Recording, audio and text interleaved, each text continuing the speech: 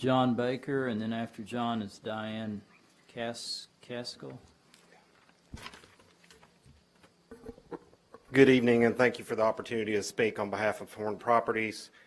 First of all, I want to give many thanks to Doug Horn, one of our great founders of the Farragut community. He has contributed in so many ways. I don't want to waste everybody's time this evening, but we should remind ourselves that all the numerous developments and businesses, subdivisions that Horn Properties has created for our growing community. Horn Properties has been a key factor in creating commercial developments, which has created extensive sale tax revenues to support all the resources used by our town and its officials. I must also give many thanks to Continental Properties for making the effort to invest in our community. I appreciate their involvement and continued efforts.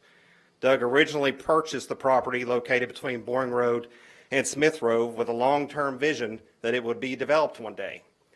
Doug bought this property long before most of the people here this evening were even associated with Farragut. Not to mention, a high majority of the people in this room currently reside in developments constructed by Doug Horn himself and Horn Properties. Opposition has attempted to dissect the comprehensive land use plan known as the CLOP, but in reality does not understand the greater purpose it serves for our community. The CLOP is primarily a guide or a goal. It is not a law, as was mentioned before. The CLOP represents medium density residential, 6 to 12 units per acre on our property, which is exactly what we are applying for. Opposition can try to distract the evaluation by claiming our development restricts the grid history system as represented on the CLOP, but however, this is contradictory because the connection servicing onto Smith Road was removed directly by the opposition and in result of the town suggesting to do so. Therefore, we are now servicing ingress-egress connectivity directly to Kingston Pike instead as sensitivity to traffic for Smith Road. We're trying to avoid that. Opposition claims that transition to surrounding property is not being made within our proposed development. Let me remind you that Derby Run Apartments is directly across the street. NHC assisted living facility is practically diagonal to that. We have office, commercial, all developed by Horn Properties. These are all directly adjacent to what we're proposing. These are all considered close transitions to our development.